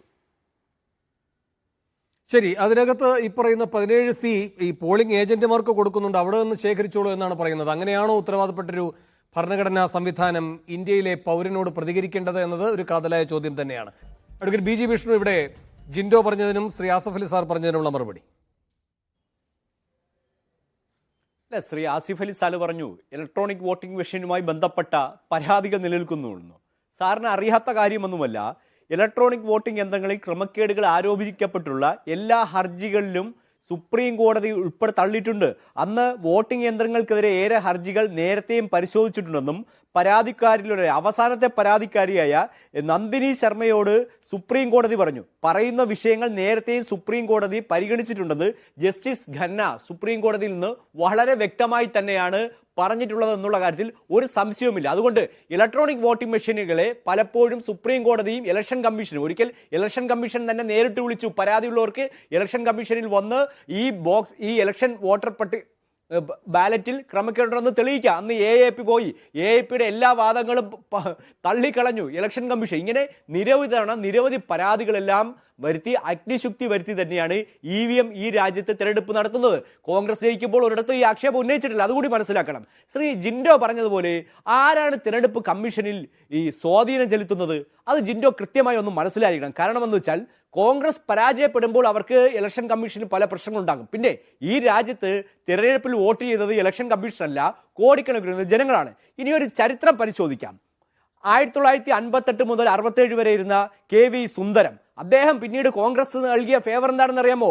Chairman of law commission, Padma Vibhushan നൽകി. നാഗേന്ദ്ര സിംഗ് 72 മുതൽ 73 വരെ ഇരുന്നു, കോൺഗ്രസ് അദ്ദേഹത്തിന് പത്മഭൂഷൺ നൽകി. RK ത്രിവേദി പത്മഭൂഷണും അദ്ദേഹത്തിന് ഗവർണർ സ്ഥാനവും നൽകി. VS രമാദേവി 90-ൽ കോൺഗ്രസ് എന്ത് ചെയ്തു? അദ്ദേഹത്തിന് ഗവർണർ സ്ഥാനം നൽകി. MS ഗില്ല് 96 മുതൽ 2001 വരെ ഇരുന്നു, രാജ്യസഭാ മെമ്പറാക്കി. Minister of youth affairs and sports ആക്കി 2009 മുതൽ 11 വരെ. ഇങ്ങനെ LM യോഗ് 2001 മുതൽ 2004 വരെ. പിന്നീട് അദ്ദേഹം കോൺഗ്രസിൽ ചേർന്നു. N ഗോപാലസ്വാമി 2006 മുതൽ 2009 വരെ ശേഷം പത്മഭൂഷൺ കൊടുത്തു. ഇങ്ങനെ ചെയർമാനായിരുന്നവർക്ക് പോസ്റ്റ് റിട്ടയർമെന്റിൽ ഫേവറുകൾ നൽകാൻ തീരുമാനങ്ങൾ എപ്പോഴും എടുത്തതും അവരെയൊക്കെ സംരക്ഷിച്ചു പോകുന്നത് എക്കാലത്ത് കോൺഗ്രസ് പാർട്ടിയാണ്. അതുകൊണ്ട് കോൺഗ്രസ് പാർട്ടിക്ക് തെരഞ്ഞെടുപ്പ് കമ്മീഷണർമാരായിരിക്കുന്നവരെ അതിനുശേഷമൊക്കെ അവരെന്തെങ്കിലും റിവാർഡുകളൊക്കെ നൽകിയിട്ടുണ്ടെങ്കിൽ, ഗവർണർ സ്ഥാനം നൽകിയിട്ടുണ്ടെങ്കിൽ, ഏതെങ്കിലും കമ്മീഷന്റെയൊക്കെ ചെയർമാൻ സ്ഥാനം നൽകിയിട്ടുണ്ടെങ്കിൽ അത് നിങ്ങൾക്ക് ഏതെങ്കിലും തരത്തിൽ ഫേവറുകൾ ഏതെങ്കിലും തിരഞ്ഞെടുപ്പിൽ നൽകിയത് കൊണ്ടായിരിക്കണം എന്നാണ് ഞാൻ മനസ്സിലാക്കുന്നത്. അല്ലെങ്കിൽ ഇത്രയും ഒരു ആരോപണം ഈ പദവിയിൽ ഇരിക്കുന്നവർക്ക് നേരെ കോൺഗ്രസ് ഉന്നയിക്കാൻ പാടില്ല. കാരണം ആസിഫ് അലി സാർ തന്നെ പറഞ്ഞല്ലോ, നേരത്തെ പറഞ്ഞല്ലോ, ഈ പ്രധാനമന്ത്രി നിർദ്ദേശിക്കുന്നു, രാഷ്ട്രപതി അത് അംഗീകരിക്കുന്നു, അതിനെല്ലാം വ്യത്യസ്തമായി പാർലമെന്റിൽ നിയമം വന്നു. ആ നിയമത്തെ പോലും അംഗീകരിക്കില്ല എന്ന് പറയുന്നത് രാഹുൽ ഗാന്ധിക്ക് ജനാധിപത്യത്തിലുള്ള വിശ്വാസം നഷ്ടപ്പെട്ടത് കൊണ്ട് തന്നെയാണ്. കാരണം രാഹുൽ ഗാന്ധിയുടെ വിശ്വാസം തിരിച്ചു പിടിക്കാൻ ഞങ്ങൾക്ക് കഴിയില്ല. കാരണം ഈ രാജ്യത്തെ ജനങ്ങൾക്ക് കോൺഗ്രസിലും രാഹുൽ ഗാന്ധിയിലും വിശ്വാസം നഷ്ടപ്പെട്ടത് കൊണ്ടാണ് പരാജയത്തിന്റെ പടികുഴികളിലേക്ക് കോൺഗ്രസ് ഓരോ ദിവസവും പോയിക്കൊണ്ടിരിക്കുന്നത്. അതുകൊണ്ട് രാഹുൽ ഗാന്ധിയുടെ വിശ്വാസതയൊക്കെ എന്നേ തകർന്നു കഴിഞ്ഞു. സാക്ഷാൽ ജവഹർലാൽ നെഹ്റു ഇനി കുഴിയിൽ നിന്ന് എണീറ്റ് വന്ന് പറഞ്ഞാൽ പോലും രാഹുൽ ഗാന്ധിക്ക് ഇവിടുത്തെ ജനാധിപത്യത്തോടൊന്നും വിശ്വാസം ഉണ്ടാകാൻ പോകുന്നില്ല. പിന്നെ 2012-ൽ US നിന്ന് 190 കോടി രൂപയാണ് അവർ ഇവിടെ ഫണ്ട് ചെയ്തത്. അതിനെന്താ കോൺഗ്രസ് കൃത്യമായിട്ട് ഉത്തരം പറയാത്തത്? അന്നത്തെ ഇലക്ഷൻ കമ്മീഷണർ ഖുറേഷി ആയിരുന്നല്ലോ. ഇപ്പോൾ അത് US റദ്ദാക്കിയിരിക്കുന്നു. അപ്പോൾ ഇങ്ങനെ നിരവധി ആരോപണങ്ങൾ എപ്പോഴും കോൺഗ്രസിന് ചുറ്റും അടിഞ്ഞുകൂടുകയാണ്. അങ്ങനെ ആ ആരോപണങ്ങൾ മറച്ചു വയ്ക്കാൻ വേണ്ടിയാണ് രാഹുൽ ഗാന്ധി ഇത്തരത്തിലുള്ളൊരു നോട്ട് എഴുതി എക്സിലേക്ക് കുറിച്ചിട്ട് ഓടിപ്പോകുന്നത്. രാഹുൽ ഗാന്ധി ഓടിയാൽ തെക്കോട്ട് ഓടാമെന്ന് മാത്രമേ ഉള്ളൂ. ഈ രാജ്യത്തിന്റെ നിയമനിർമ്മാണ പ്രക്രിയയും പാർലമെന്റുമൊക്കെ വളരെ സുതാര്യമായിട്ട് തന്നെയാണ് പോകുന്നത്. അതുകൊണ്ട് ഞങ്ങൾക്കൊന്നിനെയും ഭയക്കേണ്ടതില്ല. കാരണം ഈ രാജ്യത്ത് നിയമം നിർമ്മിക്കുന്നത് പാർലമെന്റാണ്. ആ പാർലമെന്റ് എടുക്കുന്ന ഏതൊരു നിയമവും ഈ രാജ്യത്തെ കോടതികൾ കൃത്യമായി അംഗീകരിക്കുമെന്ന് ഞങ്ങൾക്ക് 100% വിശ്വാസതയുണ്ട്. ഞങ്ങൾക്ക് ഇലക്ഷൻ കമ്മീഷനിൽ വിശ്വാസതയുണ്ട്. ഈ രാജ്യത്തെ തെരഞ്ഞെടുപ്പ് പ്രവർത്തനങ്ങളിൽ വിശ്വാസതയുണ്ട്. പ്രത്യേകിച്ച് ഈ രാജ്യത്തെ കോടിക്കണക്കിന് വരുന്ന ജനങ്ങളിൽ ഞങ്ങൾക്ക് വിശ്വാസമുണ്ട്. അവർക്ക് ഞങ്ങളോട് വിശ്വാസമുണ്ട്. ഇതൊന്നും ഇല്ലാത്തത് കോൺഗ്രസിനോട് മാത്രമാണ്. ശരി, ജിൻഡോ അതിന് മറുപടി. അല്ല വേണു, എനിക്ക് അദ്ദേഹത്തോട് പറയാനുള്ളത്, ഈ രാജ്യത്തെ ഇലക്ഷൻ കമ്മീഷൻ തെരഞ്ഞെടുപ്പിനെ സ്വാധീനിക്കാൻ ഇടപെടുമെന്നുള്ളതിൻ്റെ തെളിവല്ലേ ഈ ഡൽഹി ഇലക്ഷൻ നടക്കുന്നത് എപ്പോഴാണ്? യൂണിയൻ ബഡ്ജറ്റ് അവതരിപ്പിച്ചതിന് തൊട്ടടുത്ത പിന്നത്തെ ദിവസം. അതായത് യൂണിയൻ ബഡ്ജറ്റ് അവതരിപ്പിക്കാൻ പോവുകയാണെന്ന് ഇലക്ഷൻ കമ്മീഷൻ അറിയാം. സ്വാഭാവികമായിട്ട് ഒരു സ്വാധീനപ്പെടാതിരിക്കാൻ വേണ്ടി നിഷ്പക്ഷമായിട്ടുള്ള ഇലക്ഷൻ കമ്മീഷൻ ആണെങ്കിൽ 2 ദിവസം മുമ്പായി ഇലക്ഷൻ വെച്ചാൽ ആ ബഡ്ജറ്റിലൂടെയുള്ള സ്വാധീനം ഒഴിവാക്കാമായിരുന്നു. മാത്രമല്ല, ഏറ്റവും അവസാനത്ത് നമുക്കൊരു ഉദാഹരണം മാത്രം എടുത്താൽ, ഗുജറാത്തിൽ 2 രാജ്യസഭാ സീറ്റ് തെരഞ്ഞെടുപ്പ് വരുന്ന സമയത്ത് ഒരു സീറ്റിലേക്കുള്ള തെരഞ്ഞെടുപ്പ് രാവിലെ മറ്റൊന്ന് ഉച്ചയ്ക്ക് നടത്തുന്നത് അത് എന്ത് ലോജിക്കാണെന്ന് മനസ്സിലായില്ല. ഈ രാജ്യത്തിന്റെ ചരിത്രത്തിൽ നമ്മൾ അങ്ങനെ കണ്ടിട്ടില്ല. ഇനി ഞാനൊരു ഉദാഹരണം കൂടി പറയാം. അടിയന്തരാവസ്ഥയ്ക്ക് ശേഷം കോൺഗ്രസ് പരാജയപ്പെട്ടല്ലോ ഈ രാജ്യത്ത്. കോൺഗ്രസ് പരാജയപ്പെട്ടപ്പോൾ പോലും കോൺഗ്രസ് ഇലക്ഷൻ കമ്മീഷന്റെ വിശ്വാസ്യത ചോദ്യം ചെയ്തിട്ടുണ്ടോ? ഇല്ല. ഇനി ഞാൻ അടുത്ത കാര്യം ചോദിക്കാനുള്ളത്, നിങ്ങൾ പറഞ്ഞു, ഈ വിഷ്ണു പറഞ്ഞൊരു കാര്യമുണ്ട്, ഞങ്ങളുടെ കാലത്ത് കോൺഗ്രസ് ഭരിച്ചിരുന്ന കാലത്ത് ഇലക്ഷൻ കമ്മീഷണർമാരായിരുന്ന ആളുകൾ പിന്നീട് കോൺഗ്രസിൽ ചേർന്നു. ചില ആളുകൾക്കൊക്കെ മന്ത്രിസ്ഥാനം കിട്ടി, ചില ആളുകളൊക്കെ പത്മവിഭൂഷണും ഒക്കെ കിട്ടി, പത്മശ്രീ കിട്ടി എന്നൊക്കെ പറഞ്ഞു. അവരൊക്കെ ഇലക്ഷൻ കമ്മീഷന്റെ ചീഫ് ഇലക്ഷൻ കമ്മീഷണറും ഇലക്ഷൻ കമ്മീഷണറും ഒക്കെ ആയിരുന്ന കാലഘട്ടത്തിൽ BJPക്ക് സംഘപരിവാറിന് ഏതെങ്കിലും രീതിയിലുള്ള പരാതി ഉണ്ടായിരുന്നോ? ഈ രാജ്യത്തിന്റെ ചരിത്രത്തിൽ ഇലക്ഷൻ കമ്മീഷൻ ഏതെങ്കിലും രീതിയിൽ കോൺഗ്രസിന് ഫേവർ ചെയ്തു എന്നുള്ള പരാതി 2014 മുമ്പ് BJPക്ക് ഏതെങ്കിലും കാലഘട്ടത്തിൽ ഉണ്ടായിരുന്നോ? അതിന് മറുപടി വിഷ്ണു പറയണ്ടേ? കോൺഗ്രസുമായിട്ട് പലർക്കും പലതരത്തിലുള്ള ബന്ധമുണ്ടാകും. പക്ഷേ അവർ ഇലക്ഷൻ കമ്മീഷണർ എന്നുള്ള പോസ്റ്റിൽ ഇരിക്കുമ്പോൾ ഒരിക്കൽ പോലും കോൺഗ്രസ് അതിൽ സ്വാധീനം ചെലുത്തിയിട്ടില്ല എന്നുള്ളൊരു തെളിവാണ് അടിയന്തരാവസ്ഥയ്ക്ക് ശേഷം കോൺഗ്രസ് പരാജയപ്പെട്ട തെരഞ്ഞെടുപ്പ്, അല്ലേ? പലവട്ടം കോൺഗ്രസ് പരാജയപ്പെട്ടപ്പോൾ മത്സരിപ്പിക്കണം. അപ്പോൾ നിങ്ങൾക്ക് വേണ്ടി ഫേവർ ചെയ്തുകൊണ്ടാണല്ലോ അവരെ മത്സരിപ്പിച്ചത്. ഇടപെടല്ലേ? നിങ്ങൾക്ക് വേണ്ടി അവരെവിടെയൊക്കെ പണിയെടുത്തു. ഇടപെടല്ലേ? ഫേവർ ചെയ്തു. വിഷ്ണു ഇടപെടല്ലേ, ഞാനൊന്ന് പറഞ്ഞോട്ടെ. നിങ്ങൾ ഇപ്പോൾ പത്മശ്രീ കൊടുക്കുന്നതും നിങ്ങൾ പല സേവനങ്ങൾ പല സ്ഥാനങ്ങൾ കൊടുക്കുന്നതും ഒക്കെ നിങ്ങൾ ഫേവർ കൊടുക്കുന്നതൊക്കെ അവർ ആ സ്ഥാനങ്ങളിൽ ഇരുന്നപ്പോൾ ഫേവർ ചെയ്തുകൊണ്ടാണോ? എങ്കിൽ എനിക്കൊരു ചോദ്യമുണ്ട്. ഈ രാജ്യത്ത് ഒരു പ്രധാനപ്പെട്ട വിധി പറഞ്ഞ ചീഫ് ജസ്റ്റിസ് ഓഫ് ഇന്ത്യ പറഞ്ഞത് ഞാൻ ദൈവത്തോട് ചോദിച്ചിട്ടാണ് അന്ന് ആ വിധി പറഞ്ഞതെന്നാ. ആരാണ് നമ്മുടെ മുമ്പിലുള്ള ദൈവം? 2024 ലോക്സഭാ തെരഞ്ഞെടുപ്പിന് മുമ്പ് ഞാൻ സ്വയം ദൈവത്തിന്റെ അവതാരമാണെന്ന് പറഞ്ഞ ഒരു പ്രധാനമന്ത്രി ഈ രാജ്യം ഭരിക്കുന്നത്. അന്നാണ് ഒരു ചീഫ് ജസ്റ്റിസ് പറയുന്നത് ഞാൻ എന്റെ മതത്തിലെ ദൈവത്തോട് ചോദിച്ചിട്ടാണ് ഒരു പള്ളിയും അമ്പലവും തമ്മിലുള്ള രണ്ട് തരത്തിലുള്ള വിശ്വാസങ്ങൾ തമ്മിലുള്ള തർക്കത്തിൽ വിധി പറഞ്ഞതെന്ന് പറഞ്ഞാൽ ഞങ്ങൾക്ക് സംശയമുണ്ട്. ഇനി രഞ്ജൻ ഗൊഗോയെ പാർലമെന്റ് രാജ്യസഭ MP ആക്കിയത് നിങ്ങൾക്ക് ഫേവർ ചെയ്തിട്ടാണോ? അതുപോലെ പി സദാശിവത്തിനെ കേരളത്തിന്റെ ഗവർണറാക്കിയത് നിങ്ങൾക്ക് ഫേവർ ചെയ്തിട്ടാണെന്ന് നിങ്ങൾ സമ്മതിക്കേണ്ടി വരും. രംഗനാഥ് മിശ്രയെ മനുഷ്യാവകാശ കമ്മീഷന്റെ ചെയർമാനാക്കിയത് നിങ്ങൾക്ക് ഫേവർ ചെയ്തിട്ടാണ് നിങ്ങൾ സമ്മതിക്കേണ്ടി വരും. അതുപോലെ രോഹിത് ആര്യ അടക്കം അഭിജിത്ത് ഗംഗോപാധ്യായ അടക്കം അതുപോലെ CN രവീന്ദ്രൻ അടക്കമുള്ള ആളുകൾ BJP-യിൽ ചേർന്നത് നിങ്ങൾക്ക് അവർ ആ സ്ഥാനങ്ങളിൽ ഇരുന്നപ്പോൾ ജഡ്ജിമാരായിരുന്നപ്പോൾ അവർ നടത്തിയ ഫേവറിന്റെ ഭാഗമാണെന്ന് ഞാൻ പറഞ്ഞാൽ നിങ്ങൾ അംഗീകരിക്കേണ്ടി വരില്ലേ വിഷ്ണു? അംഗീകരിക്കേണ്ടി വരില്ലേ? ഇനി ഒരു കാര്യം കൂടി ചോദിക്കട്ടെ. നിങ്ങൾക്ക് മാത്രമാണ് ഇന്ന് 2025 ഈ രാജ്യത്തെ ഇലക്ഷൻ കമ്മീഷന്റെ വിശ്വാസ്യതയിൽ സംശയമില്ലാത്ത ഒരേ ഒരു പാർട്ടി BJP മാത്രമാണ്. നിങ്ങളുടെ ഘടകകക്ഷിയായിട്ട് മഹാരാഷ്ട്രയിൽ മത്സരിച്ച രാജ് താക്കറെക്ക് പോലും സംശയമുണ്ട്. അപ്പൊ ഞങ്ങളുടെ മാത്രം സംശയമല്ല, ഈ രാജ്യത്തെ സിവിൽ സൊസൈറ്റികൾക്ക് സംശയമുണ്ട്, മറ്റ് പല കക്ഷികൾക്ക് സംശയമുണ്ട്, രാജ്യത്തെ ഈ രാജ്യത്തിന്റെ അടിസ്ഥാന തത്വങ്ങളിൽ നിങ്ങൾക്ക് ഉണ്ട്. എന്ത് അടിസ്ഥാന തത്വം? ഈ രാജ്യത്തിന്റെ അടിസ്ഥാന തത്വം കോൺഗ്രസ് സംഭാവന ചെയ്ത. അന്നൊക്കെ നിങ്ങൾ ബ്രിട്ടീഷുകാരുടെ ഷൂ നക്കാനും ഈ രാജ്യത്തെ ഒളിവിലിരുന്ന് ഒറ്റ കൊടുക്കാനും പോയപ്പോ ഈ രാജ്യത്തിന്റെ അടിസ്ഥാന തത്വം ഇന്ത്യൻ ഭരണഘടനയ്ക്ക് രൂപകൽപ്പന കോൺഗ്രസ് ആണ്. അമിത്ഷായെ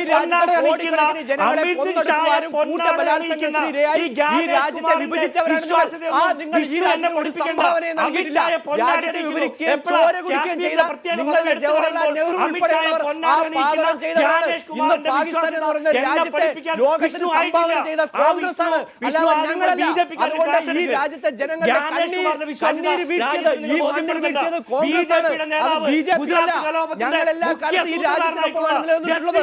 നിങ്ങളാണ് ഈ രാജ്യത്തെ ചോര കുടിച്ചിട്ടുള്ളത്. നിങ്ങളാണ് ഈ രാജ്യത്തെ മതഭീകരവാദ സംഘടനകളുമായി ചേർന്ന് നിർത്തിക്കൊണ്ട് കോൺഗ്രസിന് വോട്ട് പിടിക്കുന്നത്. ജമാഅത്തെ ഇസ്ലാമിയുടെയും PFI-യുടെയും SDP-യുടെയും എന്നിട്ട് ഹമാസ് തീവ്രവാദികൾക്ക് പോലും വേണ്ടി അനുകൂലമായി കാര്യങ്ങൾ പ്രവർത്തിപ്പിക്കുന്ന മിഷണറി ഉള്ളവരാണ്. വിദേശ രാജ്യങ്ങളിൽ നിന്ന് സോറോസിൽ നിന്നടക്കം കോടികൾ ഫണ്ട് പറ്റിക്കൊണ്ട് ഇവിടെ ഡീപ് ഫേക്ക് ഉണ്ടാക്കി ഈ രാജ്യത്തെ ലോകത്തിന് മുന്നിൽ അപമാനിക്കുന്ന നിങ്ങളാണ്.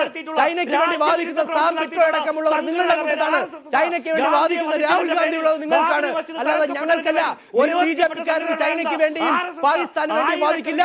ഇവിടെ മുഴുവൻ ചൈനയും പാകിസ്ഥാനും അടക്കം രാജ്യവിരുദ്ധന്മാർക്കെതിരെ നിലപാടുകൾ സ്വീകരിക്കുന്നത് കോൺഗ്രസ് പാർട്ടിയാണ്. അതുകൊണ്ട് കോൺഗ്രസ് പാർട്ടി ഞങ്ങളെ പഠിപ്പിക്കാൻ വേണ്ട, നിങ്ങളാണ് പഠിക്കാനുള്ളത്. ഈ രാജ്യത്തിന്റെ വിഭജനം മുതൽ ഇന്നലെ വരെ നിങ്ങളുടെ നേതാക്കന്മാർ ചെയ്തുകൊണ്ടിരിക്കുന്നത്. ഈ നിമിഷം വരെ രാഹുൽ ഗാന്ധി ഉൾപ്പെടെയുള്ളവർ ഈ രാജ്യത്തിന്റെ നിയമ നിർമ്മാണ സഭയെ പോലും അപമാനിക്കുന്ന രീതിയിലാണ് പ്രവർത്തിച്ചിട്ടുള്ളത്.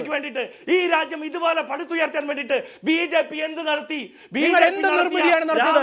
കഴിഞ്ഞ 60 വർഷക്കാലം രാജ്യം ഭരിച്ചുകൊണ്ട് നിങ്ങൾ ഈ രാജ്യത്തെ കോടിക്കണക്കിന് ജനങ്ങളെ പട്ടിണി പാവക്കാരാക്കി ജോർജ് സോറോസിന്റെ കോടികൾക്ക് മുന്നിൽ ഈ രാജ്യത്തെ അടിയറവ് വെച്ചു. ഈ രാജ്യത്തെ ജനാധിപത്യ സംവിധാനങ്ങളെ വിദേശികളുമായി ചർച്ച ചെയ്യപ്പെട്ടവരാണ് നിങ്ങൾ.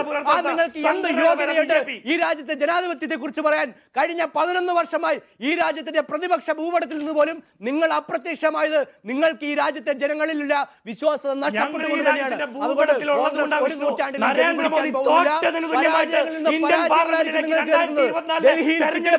വലിയ മുഖവർത്തിക്കൊണ്ട് തിന്നാൻ മാത്രമേ നിങ്ങൾക്ക് വരും ദിവസങ്ങളിൽ നൽകുകയുള്ളൂ, അല്ലാതെ ഒന്നും നിങ്ങൾക്ക് ചെയ്യാൻ കഴിയില്ല. പാർലമെന്റിലേക്ക് നടന്നു വന്നത് ഞങ്ങൾ ഈ രാജ്യത്ത് ജയിച്ചത് കൊണ്ടാണ്. ഞങ്ങൾ ഈ ഭരണഘടന കെട്ടിപ്പിടിച്ചുകൊണ്ട് പാകിസ്ഥാന് വേണ്ടി വാദിക്കുന്നവരാണ് നിങ്ങൾ.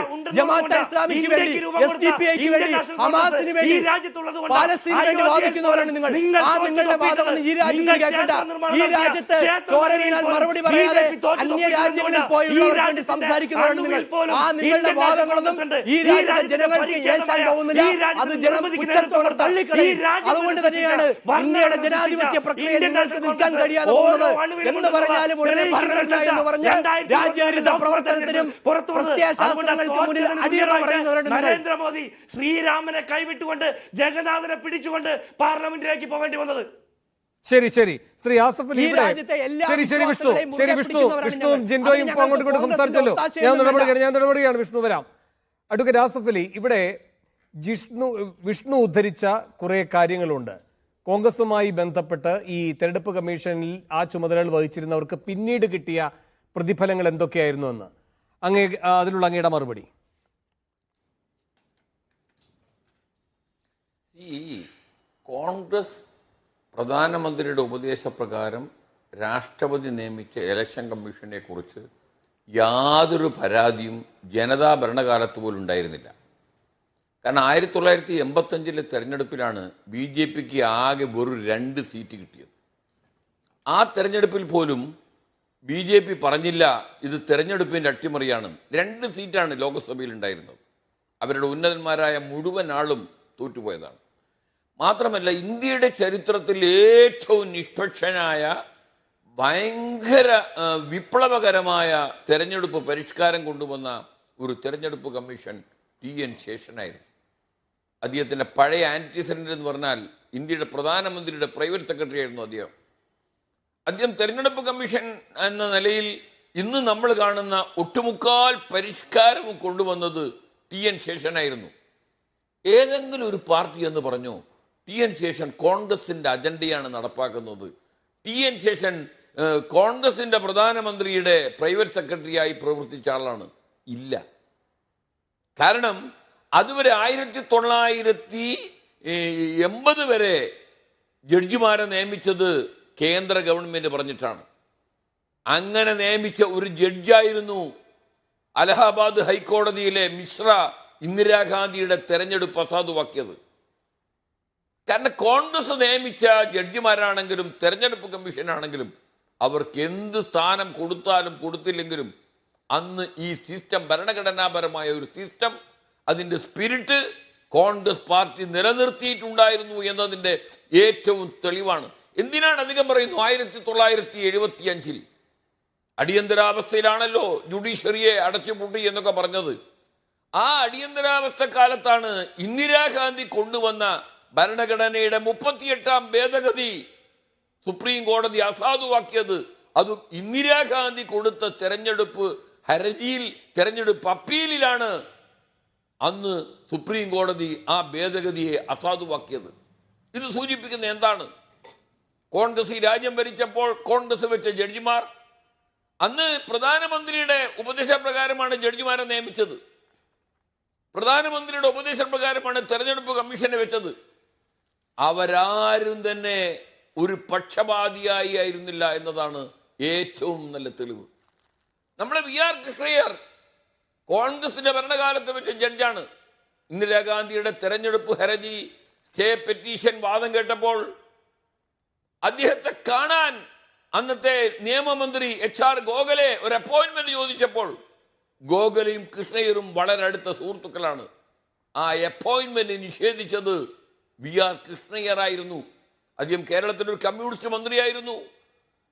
കോൺഗ്രസിന്റെ ഭരണകാലത്ത് വെച്ച ഒരു ന്യായാധിപനാണ് അദ്ദേഹം. അപ്പൊ ഇത് സൂചിപ്പിക്കുന്ന എന്താണ്? കോൺഗ്രസ് ഈ രാജ്യം ഭരിച്ച കാലത്ത് വെച്ച തെരഞ്ഞെടുപ്പ് കമ്മീഷൻ, ഈ രാജ്യത്തെ ജഡ്ജിമാർ, ഇവരെല്ലാം ഭരണഘടനാ സ്ഥാപനങ്ങളുടെ അന്തസത്ത ഉയർത്തിപ്പിടിച്ചിട്ടേ ഉണ്ടായിരുന്നുള്ളൂ. അവർക്ക് രാഷ്ട്രീയ എഫിലിയേഷൻ ഉണ്ടായിരുന്ന കാലത്ത് പോലും ഇത് നടന്നിട്ടില്ല. ഇപ്പോഴെന്താണ് സൂചിപ്പിക്കുന്നത്? തെരഞ്ഞെടുപ്പ് കമ്മീഷനിൽ ഒരു വിവരാവകാശ അപേക്ഷ കൊടുക്കുമ്പോൾ അവർ പറ്റില്ല എന്ന് പറയുന്നു. നിങ്ങൾ അറിയുമോ, ഒരു വിവരാവകാശ അപേക്ഷ കൊടുത്തപ്പോൾ അത് മടങ്ങിയത് 81F എന്ന് പറയുന്ന ഒരു വകുപ്പുണ്ട് RT ആക്ടിൽ. മനുഷ്യജീവൻ അപായം വരുന്ന വിവരം കൊടുക്കാൻ പാടില്ല. പക്ഷേ വിവരാവകാശ നിയമത്തിൽ തന്നെ ഒരു സെക്ഷൻ 22 ഉണ്ട്. വേറെ ഏത് നിയമത്തിൽ, ഒഫീഷ്യൽ സീക്രട്ട് ആക്ടിൽ അടക്കം വിവരം കൊടുക്കണ്ട എന്ന് പറഞ്ഞാൽ പോലും വിവരാവകാശ നിയമത്തിന് അധിക പ്രഭാവമുണ്ട്. വിവരാവകാശ നിയമപ്രകാരം ഇത് കൊടുക്കണം. തെരഞ്ഞെടുപ്പ് കമ്മീഷനിൽ എൻ്റെ ഒരു സുഹൃത്താണ് മിസ്റ്റർ വെങ്കടേഷ് നായിക്. അദ്ദേഹം മഹാരാഷ്ട്രയിൽ നടന്ന തെരഞ്ഞെടുപ്പ് സംബന്ധിച്ച് നിരവധി അപേക്ഷകൾ കൊടുത്തു.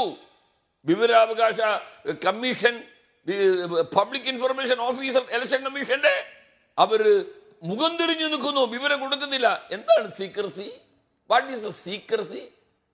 അവിടെയാണ് 75 ലക്ഷം വോട്ട് 6 മണിക്ക് ശേഷം പോൾ ചെയ്തു. അതിന് കണക്ക് ചോദിപ്പോൾ ഇലക്ഷൻ കമ്മീഷന് മറുപടി പറയാൻ പറ്റുന്നില്ല. അവിടെയാണ് തെരഞ്ഞെടുപ്പ് കമ്മീഷന്റെ കളങ്കിതമായ പ്രവർത്തനങ്ങളുടെ ഏറ്റവും നല്ല തെളിവ്. ശരി, അങ്ങനെ പറയാൻ പറ്റുമോ? അങ്ങനെ ഒരു ഭരണഘടനാ സ്ഥാപനം പറയുമ്പോൾ ആ ഭരണഘടനാ സ്ഥാപനം ഭരണകക്ഷിയുടെ ആജ്ഞാനുവർത്തികളായി പ്രവർത്തിക്കുന്നു. അതുകൊണ്ടാണ് ഈ അൺഹോളി ഹേസ്റ്റിൽ പാതിരാവിൽ ഒരു തെരഞ്ഞെടുപ്പ് കമ്മീഷനെ നാളെ സുപ്രീം കോടതി തീർപ്പ് കൽപ്പിക്കുന്ന ഒരു കേസിൽ, വാദം കേൾക്കേണ്ട ഒരു കേസിൽ ധൃതിപ്പെട്ട് ഈ നിയമനം തെറ്റാണ് എന്ന് രാഹുൽ ഗാന്ധി പറഞ്ഞിട്ടുണ്ടെങ്കിൽ, live it as A Congress leader, as an Indian citizen, Rahul Gandhi പറഞ്ഞതിനെ മുഖം തിരിഞ്ഞു നിൽക്കാൻ പറ്റുമോ ഇന്നത്തെ ഭരണകക്ഷിക്ക്? ശരി, ഞാൻ ഇടപെടുകയാണ്. അവസാനമായി ഡോക്ടർ ജിൻഡോ ജോൺ. സത്യസന്ധത കളങ്കിതമായി കഴിഞ്ഞാൽ ശരി, അവസാനമായി ഡോക്ടർ ജിൻഡോ ജോൺ, ഇപ്പോ സുപ്രീം കോടതി നാളെ ഇത് പരിഗണിക്കുന്നു എന്നത് ഈ കേന്ദ്ര സർക്കാർ മാനിക്കണമെന്നതാണല്ലോ പ്രധാനമായും വരുന്നൊരു വാദഗതി. ഈ സുപ്രീം കോടതിയിൽ നിന്ന് കിട്ടിയൊരു സന്ദേശമുണ്ടല്ലോ ഈ സർക്കാരിന്. ഇപ്പോൾ ഒരു ഉദാഹരണം, ഈ ലഫ്റ്റനന്റ് ഗവർണറുടെ ഡൽഹിയിലെ അധികാരപരിധിയുമായി ബന്ധപ്പെട്ട് സുപ്രീം കോടതിയുടെ ഒരു ഉത്തരവുണ്ടായിരുന്നു. ഈ MK ജോസഫിന്റെ ഭരണഘടനാ ബെഞ്ചിന്റെ ഉത്തരവ് അതിവേഗത്തിൽ മറികടക്കാൻ ഒരു നിയമനിർമ്മാണം കൊണ്ടുവന്നതുപോലെ ഈ LGയുടെ അധികാരത്തെ നിർവചിച്ച സുപ്രീം കോടതിയുടെ ഉത്തരവ് മറികടന്നുകൊണ്ട് അടുത്ത നിയമം കൊണ്ടുവന്നു മോദി സർക്കാർ. അതങ്ങനെ തന്നെ നിൽക്കുകയല്ലേ അവിടെ? സാക്കിയ ജാഫ്രിയുടെ വിധിയുമായി ബന്ധപ്പെട്ട ഒരു വിധിന്യായത്തിലുള്ളൊരു ഭാഗം എടുത്തുകൊണ്ടാണ് ടി സ്റ്റാർ സെതൽവാദിനെയും RB ശ്രീകുമാറിനെയും ഒക്കെ പിടിച്ചകത്തിട്ടിട്ടുള്ളത് അല്ലേ? അങ്ങേക്കറിയുന്നതാണ്. മുത്തലാഖ് നിരോധനവുമായി ബന്ധപ്പെട്ടൊരു ന്യൂനപക്ഷ വിധിയിലെ ഒരു വാചകം എടുത്തുകൊണ്ടാണ് അതിൽ ക്രിമിനൽ നിയമം എന്ന് പറയുന്ന ക്രിമിനൽ ശിക്ഷ നൽകുന്ന രൂപത്തിലേക്കുള്ള നടപടികളിലേക്ക് കേന്ദ്ര സർക്കാർ പോയത്. ഇങ്ങനെ എത്രയെത്ര ഉദാഹരണങ്ങൾ എടുക്കാൻ കഴിയും? സുപ്രീം കോടതിയുടെ വിധികളെ ദുരുപയോഗം ചെയ്ത, സുപ്രീം കോടതിയുടെ വിധിയെ മറികടന്ന മോദിയുടെ മിടുക്ക്. നാളത്തെ സുപ്രീം കോടതി ഇതിനൊക്കെ ഒരു പരിഹാരം കൊണ്ടുവരുമെന്ന് അങ്ങ് കരുതുന്നുണ്ടോ? അല്ല വേണു, അതിൽ ഞാൻ നേരത്തെ കൂട്ടിയ ഒരു അഭിപ്രായം പറയുന്നത് ശരിയല്ല. കാരണം നമ്മളുടെ ഏറ്റവും അവസാനത്തെ പ്രതീക്ഷ ഈ രാജ്യത്തെ സുപ്രീം കോടതി അടക്കമുള്ള ഉന്നത കോടതിയിലാണല്ലോ. അപ്പോൾ നമ്മളൊരു പ്രതീക്ഷയാണ്. പക്ഷെ മുൻകാല പല അനുഭവങ്ങളും വേണു സൂചിപ്പിച്ചതുപോലെ അനുഭവങ്ങൾ നമുക്ക് പലപ്പോഴും തിക്താനുഭവങ്ങളാണ് നൽകിയിട്ടുള്ളത്. പല വിധികളിലും നീതിയുടെ സന്ദേശം ഉണ്ടായിട്ടില്ല. നിയമത്തിൻ്റെ കവചമണിഞ്ഞ് സംഘപരിവാറിന് സൗകര്യപ്രദമായിട്ട് വ്യാഖ്യാനിക്കുന്ന പല നിർദ്ദേശങ്ങളും പല അഭിപ്രായങ്ങളും വിധിയുടെ ഭാഗമായിട്ട് പല വിധികളുടെ ഭാഗമായിട്ട് ഉണ്ടായിട്ടുണ്ട്.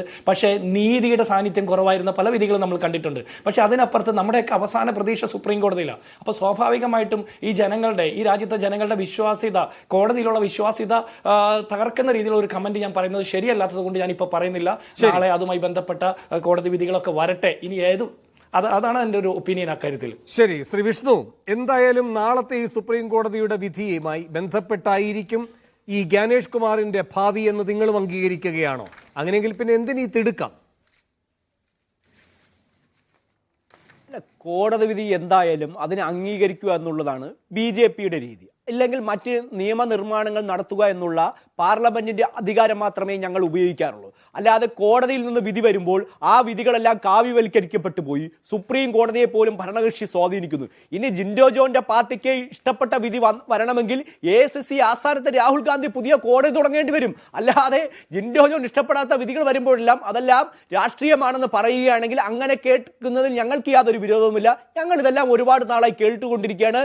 ഈ രാജ്യത്തിന്റെ ഭരണ സംവിധാനവും ജുഡീഷ്യൽ സംവിധാനവും എല്ലാം കൃത്യമായ ഭരണഘടന അടിസ്ഥാനത്തിൽ തന്നെയാണ് പ്രവർത്തിക്കുന്നത്. വിയോജിപ്പുള്ള ഒരുപാട് പേരുണ്ടാകും, അവരൊക്കെ വിയോജിച്ചു. ശരി, എന്തായാലും നാം ഇപ്പോൾ പരാമർശിച്ചുകൊണ്ടിരിക്കുന്ന ഏറ്റവും പ്രധാനപ്പെട്ട കാര്യം എന്നത് MK ജോസഫിന്റെ 5-അംഗ ഭരണഘടനാ ബെഞ്ചിന്റെ വിധിയാണ്. MK ജോസഫിന് സുപ്രീം കോടതിയിൽ എത്തുവാനുള്ള തടസ്സങ്ങൾ എന്തൊക്കെയായിരുന്നു എന്നത് നമ്മുടെ മുന്നിലുണ്ട്. അതേത് KM ജോസഫിന്റെ അല്ലേ സാർ? ശരിയാണ്. KM ജോസഫിന് സുപ്രീം കോടതിയിൽ എത്താൻ എന്തൊക്കെ തടസ്സങ്ങൾ ഉണ്ടായിരുന്നു എന്നത് നമ്മുടെ മുന്നിലുള്ള അനുഭവമാണ്. അതാര് സൃഷ്ടിച്ച തടസ്സങ്ങളായിരുന്നു എന്നതും നമ്മുടെ മുന്നിലുണ്ട്. അതുകൊണ്ട് ആ ഭരണഘടനാ ബെഞ്ചിന്റെ വിധിയുടെ മൂല്യത്തെ ഉൾക്കൊള്ളുന്ന നടപടികളിലേക്ക് സുപ്രീം കോടതി നാളെ കടക്കുമോ ഇല്ലയോ ആർക്കറിയാം. വളരെയധികം നന്ദി. ചർച്ചയിൽ പങ്കെടുത്ത എല്ലാവർക്കും.